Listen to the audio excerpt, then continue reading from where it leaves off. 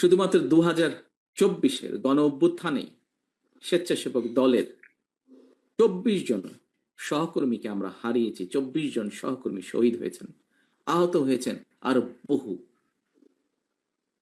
প্রিয় সহকর্মীবৃন্দ, 1.5 দশকের ফ্যাসিবাদ বিরোধী আন্দোলন চলাকালীন সময়ে আমরা স্বেচ্ছাসেবক দলের সভাপতি, সাহসী নেতা মরহুম শফিউল বারী বাবু সহ অনেক সহকর্মীকে আমরা হারিয়েছি। অনেক সহকর্মী বিভিন্নভাবে শারীরিকভাবে ক্ষতিগ্রস্তের শিকার হয়েছেন। আমি আল্লাহর দরবারে শহীদদের আত্মার মাগফিরাত কামনা করছি। যারা বিভিন্নভাবে শারীরিকভাবে ক্ষতিগ্রস্ত হয়েছেন, অসুস্থ হয়েছেন, তাদের সুস্থতা কামনা করছি।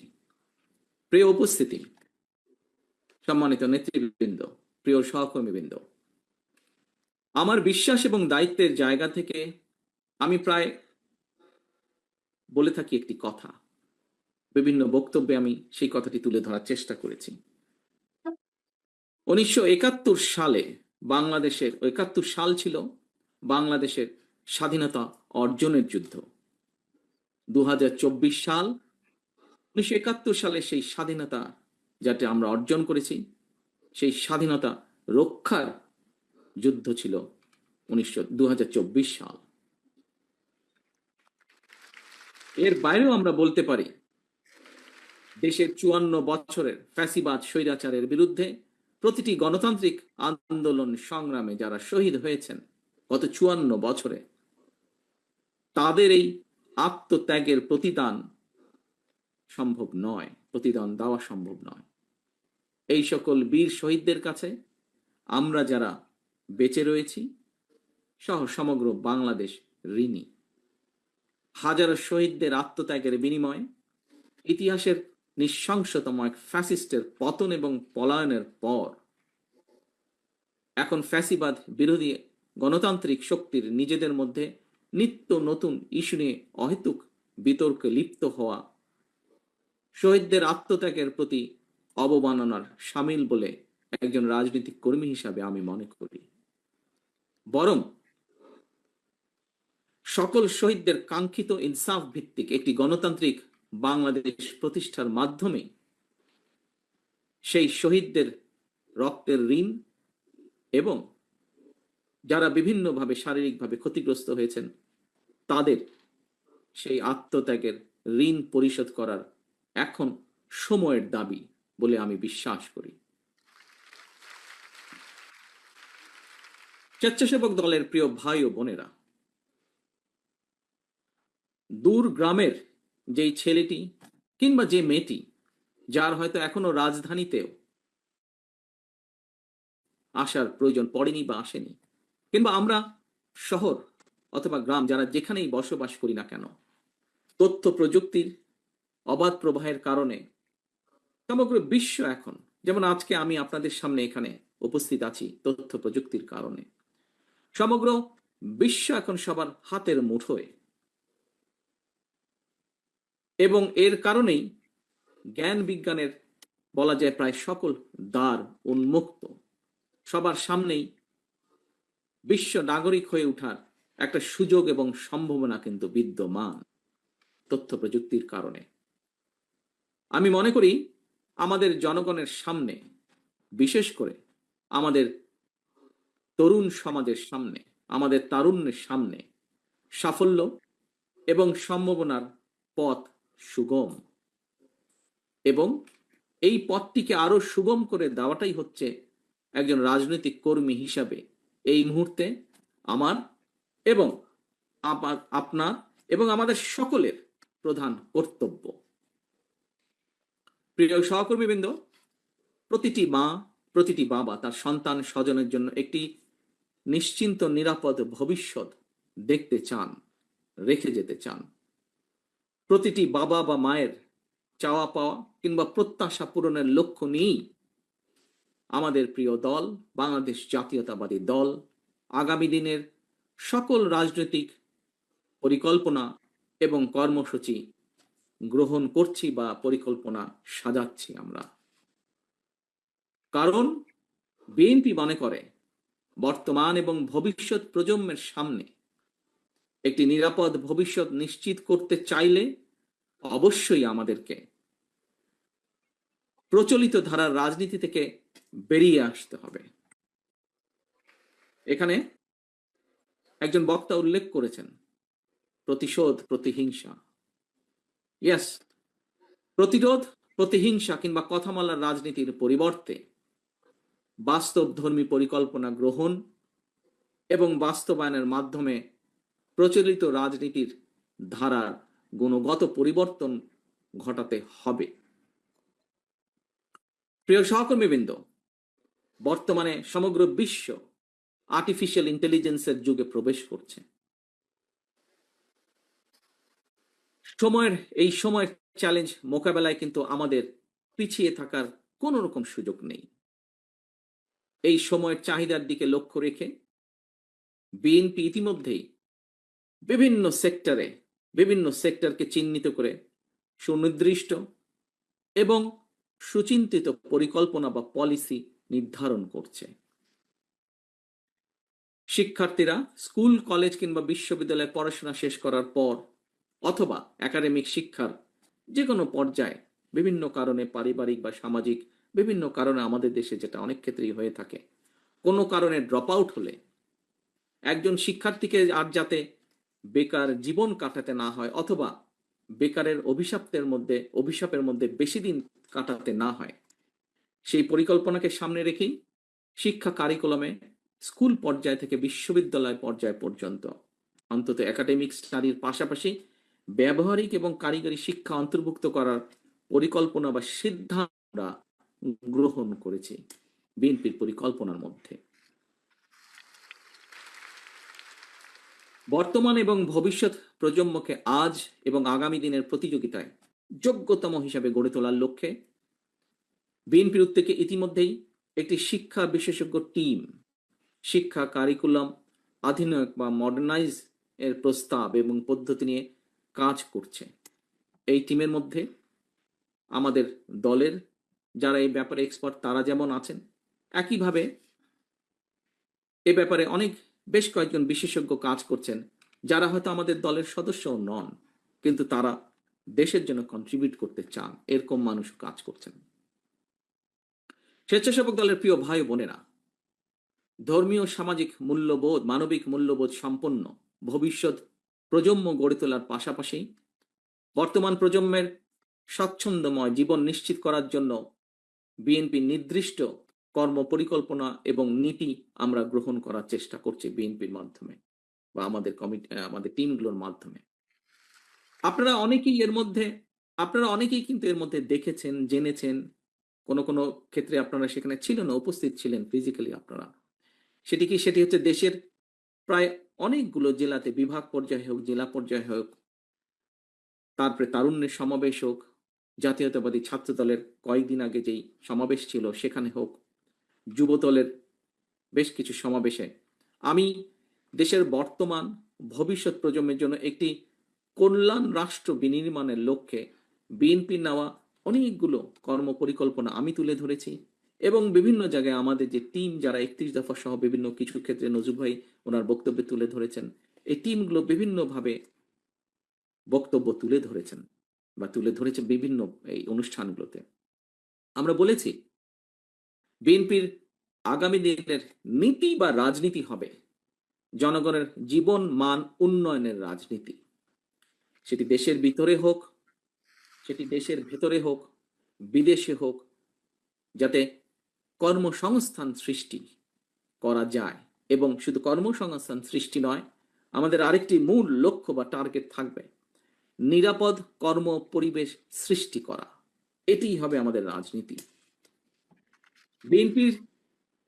বিএনপির নেওয়া সকল পরিকল্পনা বাস্তবায়নের ক্ষেত্রে খুব সম্ভব নজরুল ভাই তার বক্তব্যে এই কথাটি বলেছেন, ওনার সাথে একই সাথে সুর করে আমিও বলতে চাই, জাতীয়তাবাদী স্বেচ্ছাসেবক দলের নেতাকর্মীদের ভূমিকা আগামী দিনে বাংলাদেশে আরো গুরুত্বপূর্ণ হয়ে উঠবে।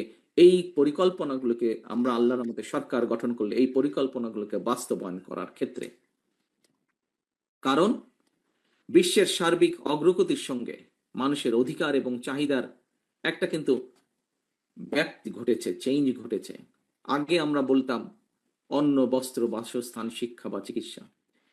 এখন আর শুধু অন্ন, বস্ত্র, বাসস্থান, শিক্ষা কিংবা চিকিৎসা এটি মানুষের, এই কয়টি শুধু মানুষের মৌলিক অধিকার নয়, বরং এর সাথে অর্থনৈতিক সচ্ছলতা এই নিশ্চিতের পাশাপাশি বাক স্বাধীনতা বলেন, নিরাপত্তা বলেন, জলবায়ু বলেন, পরিবেশ বলেন, এসব বিষয়গুলোকেও কিন্তু বর্তমান বিশ্বে মানুষের মৌলিক চাহিদার অংশ হিসেবে স্বীকৃতি দেওয়া হয় বা গ্রহণ করা হয়। এবং এই কারণেই বিএনপির গৃহীত কর্মসূচিগুলোর মধ্যে জলবায়ুর নেতিবাচক যে প্রভাব সেটাকে কিভাবে মোকাবেলা করা যায় এবং মোকাবেলার মাধ্যমে পরিবেশ সংরক্ষণের জন্য সুনির্দিষ্ট পরিকল্পনা আমরা গ্রহণ করছি। আমাদের টিম এই পরিকল্পনাগুলো তৈরি করছে, এই বিষয়ে যারা কাজ করছেন এই সেক্টরে। এ প্রসঙ্গে আমি কথা প্রসঙ্গে এখানে একজন বক্তা বলে গিয়েছেন, খুব সম্ভব বোধহয় আমাদের গাজীপুরে মিলন সাহেব বলেছেন ওনার বক্তব্যে, কৃষি এবং পরিবেশের উন্নয়নে আমাদের দলের প্রতিষ্ঠাতা, স্বাধীনতার ঘোষক, বাংলাদেশের প্রথম রাষ্ট্রপতি শহীদ জিয়া দেশে সবুজ বিপ্লব শুরু করেছিলেন। তিনি সারা দেশে খাল খনন কর্মসূচি করেছিলেন এবং সেই সময় রাস্তার দুই পাশে, খালের দুই পাশে হাজার হাজার গাছ লাগানো শুরু হয়েছিল। শুধু তাই নয়, দেশনেত্রী খালেদা জিয়ার সরকারের সময়ও কিন্তু আমরা দেখেছি সেই সময় উপজেলা পর্যায়ে কিভাবে বৃক্ষ মেলা হয়েছিল এবং আমরা দেখেছি গ্রামের মানুষ কিভাবে সেই বৃক্ষ মেলা থেকে গাছের চারাগুলো কিনে নিয়ে যেতেন, কিনতেন এবং তাদের বাড়ির আঙিনা হোক, বিভিন্ন জায়গায় হোক, বৃক্ষ রোপণ করতেন, এই বৃক্ষ চারাগুলো রোপণ করতেন। এই সব কর্মসূচি, হাজার হাজার যে গাছ লাগানো হয়েছিল, এই সব কর্মসূচিতে সেই সময় অনেক নাগরিক স্বেচ্ছাশ্রমের ভিত্তিতে অংশগ্রহণ করেছিলেন। প্রিয় সহকর্মীবৃন্দ, এই একই ধারাবাহিকতায় পরিবেশের উন্নয়নের লক্ষ্যে বিএনপি ইনশাল্লাহ আগামী দিনে জনগণের রায় আল্লাহর রহমতে সরকার গঠন করতে সক্ষম হলে আগামী 5 বছর সারা দেশে কমপক্ষে আমরা 25 কোটি গাছ লাগানোর পরিকল্পনা গ্রহণ করেছি। শুধু তাই নয়, দেশকে বন্যা বলেন, খরা বলেন, এসবের থেকে রক্ষার পাশাপাশি কৃষকদের সেচ সুবিধার জন্য, মানুষের পানির সুবিধার জন্য, পানির সুবিধা নিশ্চিত করার জন্য আমরা ইনশাল্লাহ পুনরায় খাল খনন কর্মসূচি, খাল কাটা বা খাল খনন বলুন, এই কর্মসূচি আমরা চালু করব, সিদ্ধান্ত নিয়েছি আমরা। এর কাজ এরই মধ্যে পরিকল্পনাগুলো গ্রহণ করা হচ্ছে। প্রিয় সহকর্মীবৃন্দ, বিএনপির নেওয়া এই সকল কর্মসূচি বাস্তবায়ন, বিশেষ করে পরিবেশ সংরক্ষণের ক্ষেত্রে আমি মনে করি স্বেচ্ছাসেবক দল সারা দেশে স্বেচ্ছাশ্রমের মাধ্যমে ব্যাপক ভূমিকা রাখতে সক্ষম। আজকে আপনাদের প্রতিষ্ঠা বার্ষিকী উপলক্ষে যেমন আপনারা কর্মসূচি গ্রহণ করেছেন, উপজেলা পর্যায়ে যে হাসপাতালগুলোকে পরিষ্কার পরিচ্ছন্ন করার যে কর্মসূচি যে আপনারা গ্রহণ করছেন, এইভাবে ঠিক আমাদের এই কর্মসূচিগুলো ইনশাল্লাহ যখন আমরা কাজে হাত দিব, বাস্তবায়ন করব, সেই সময় স্বেচ্ছাসেবক দলের আমার প্রিয় সহকর্মীরা সারা দেশে যে ছড়িয়ে ছিটিয়ে আছেন, আপনারা বিপুল ভূমিকা এখানে রাখতে পারেন।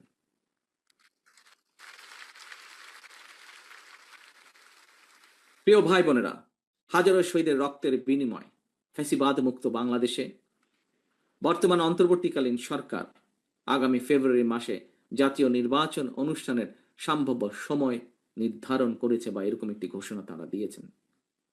এই নির্বাচনের মাধ্যমে দেশের জনগণ দীর্ঘ 1.5 দশকেরও প্রায় বেশি সময় পর আমরা বিশ্বাস করি, আমরা প্রত্যাশা রাখি, আশা করি আমরা নির্ভয়ে নিরাপদে নিজেদের ভোট দিয়ে নিজেদের পছন্দের প্রার্থীকে, নিজেদের পছন্দের এজেন্ডাকে বাস্তবায়ন করে জনপ্রতিনিধিদের মাধ্যমে বাস্তবায়ন করার, নিজেদের ম্যানিফেস্টোকে বাস্তবায়ন করার সুযোগ পাবেন দেশের জনগণ। তবে নির্ধারিত সময় যা নজরুল ভাই এখানে তার বক্তব্যে উল্লেখ করেছেন, সেই কথার রেশ ধরে আমিও একটু বলতে চাই। তবে নির্ধারিত সময় নির্বাচন অনুষ্ঠান নিয়ে ফ্যাসিবাদ বিরোধী আন্দোলনে আমাদের রাজপথের সহকর্মী যোদ্ধা কোন রাজনৈতিক দলের বা তাদের সদস্যদের বক্তব্য, মন্তব্যে গণতান্ত্রিক আমি জনগণের মনে নানা জিজ্ঞাসার জন্ম দিয়েছে। আমি গণতন্ত্রের পক্ষে আজকে স্বেচ্ছাসেবক দলের প্রতিষ্ঠা বার্ষিকের এই অনুষ্ঠান থেকে আমি গণতন্ত্রের পক্ষের শক্তির সকল রাজনৈতিক দলগুলোর তাদের নেতৃবৃন্দদের দৃষ্টি আকর্ষণ করে বলতে চাই, গণতান্ত্রিক রাজনৈতিক দলগুলোর মধ্যে যদি দূরত্ব তৈরি হয় বা দূরত্ব তৈরি হলে রাষ্ট্র এবং রাজনীতিতে পতিত, পরাজিত, পলাতক ফ্যাসিস্ট চক্রের পুনর্বাসনের পথ সহজ হয়ে উঠবে, তাদের সুযোগ তৈরি হবে।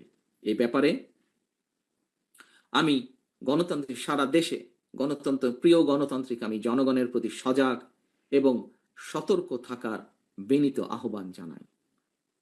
আমি বারবার একটি বিষয়ের দিকে সবার দৃষ্টি আকর্ষণ করেছি, সংবিধান কিংবা লিখিত বিধিবিধান দিয়ে কখনোই ফ্যাসিবাদ ঠেকানো যায় না।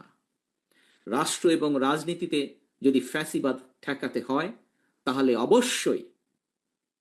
অবশ্যই জনগণকে রাজনৈতিকভাবে শক্তিশালী করার কোনোই বিকল্প নেই।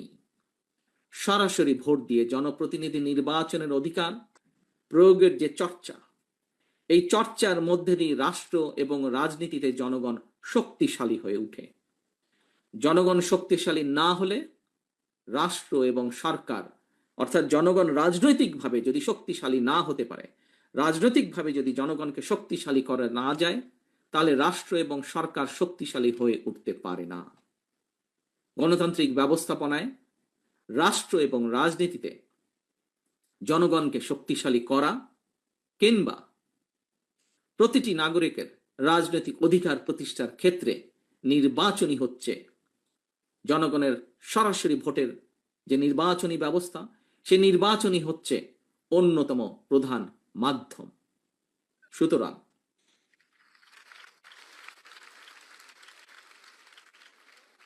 সুতরাং নানা রকম উপায় বা শর্ত আরোপ করে জনগণের রাজনৈতিক অধিকার প্রতিষ্ঠার পথে যদি বাধা সৃষ্টি হয়, তাহলে অবশ্যই গণতন্ত্রের উত্তরণের পথ সংকটে পড়বে। প্রিয় সহকর্মীবৃন্দ, প্রিয় সকল রাজনৈতিক দলের সহকর্মীবৃন্দ, আন্দোলনের সহকর্মীবৃন্দ, আমাদের মনে রাখা দরকার, মনে করা প্রয়োজন, স্বৈরাচারী শাসনের সময় আমরা কেউই, প্রত্যেকটি গণতান্ত্রিক রাজনৈতিক কর্মী, প্রত্যেকটি বিরোধী দলীয় কর্মী কেউ নিরাপদে ছিল না, কারো পরিবার নিরাপদে ছিল না। যদি গণতন্ত্রের উত্তরণের পথ সংকটে পড়ে, রাষ্ট্র এবং রাজনীতিতে জনগণ নিজেদের অধিকার করতে না পারে, তাহলে সামগ্রিকভাবে সকলকে, সমগ্র রাষ্ট্র দেশকে সমস্যায় পড়তে হবে। প্রিয় সহকর্মীবৃন্দ, আমাদের মনে রাখা দরকার, রাষ্ট্র এবং রাজনীতিতে জনগণ নিজেদের অধিকার প্রতিষ্ঠার জন্যই ফ্যাসিবাদ বা স্বৈরাচারের অবসান ঘটিয়েছে রাজপথে নেমে আসার মাধ্যমে। 2024 সালের 5ই আগস্ট। প্রিয় উপস্থিতিবৃন্দ, সম্মানিত নেতৃবৃন্দ, জনগণের সরাসরি ভোটে জনগণের সমর্থন নিয়ে রাষ্ট্র পরিচালনার দায়িত্ব পেলে দেশ এবং জনগণের কল্যাণে বিএনপির নেওয়া পরিকল্পনাগুলোর দ্রুত বাস্তবায়ন সম্ভব। সুতরাং আসন্ন জাতীয় নির্বাচনকে সামনে রেখে আপনারা দেশের সর্বস্তরের জনগণের কাছে বিএনপির যে পরিকল্পনাগুলো আমি আপনাদের সামনে, নেতৃবৃন্দ আপনাদের সামনে তুলে ধরেছে, সেই পরিকল্পনাগুলো আপনারা জনগণের সামনে তুলে ধরুন। বিএনপি বিশ্বাস করে জনগণই বিএনপির সকল রাজনৈতিক ক্ষমতার উৎস।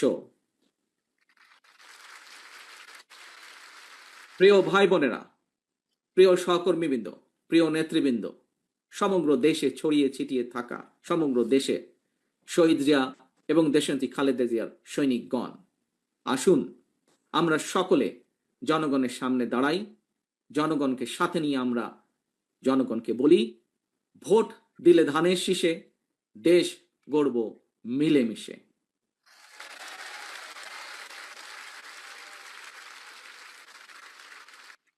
স্বেচ্ছাসেবক দলের প্রিয় ভাই ও বোনেরা, সারা দেশের প্রতিটি ইউনিয়নে স্বেচ্ছাসেবক দলের অসংখ্য নেতাকর্মী সমর্থক রয়েছেন।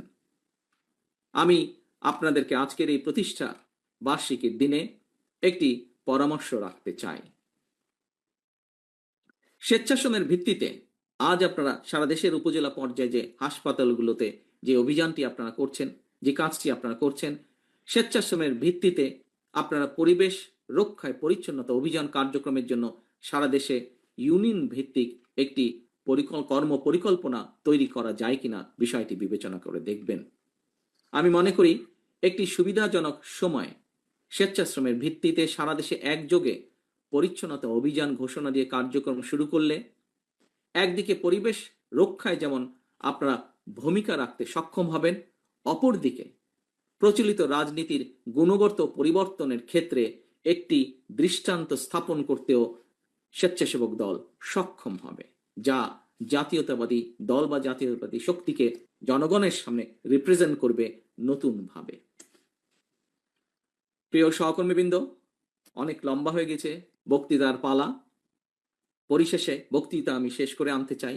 আমি বক্তব্যের শেষে আপনাদেরকে আমি আপনাদের প্রতি আহ্বান রেখে বলবো, ফ্যাসিবাদ বিরোধী আন্দোলন করতে গিয়ে আমাদের লাখো নেতাকর্মীকে বছরের পর বছর ঘরবাড়ি ছাড়া থাকতে হয়েছে।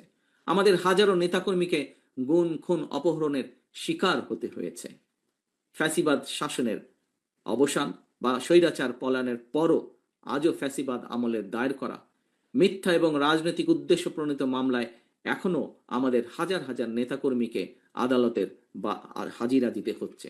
গতকালকে আমাদের কৃষক দলের সেক্রেটারি বাবুলকে জেলে যেতে হয়েছে এরকম একটি মিথ্যা মামলার কারণে।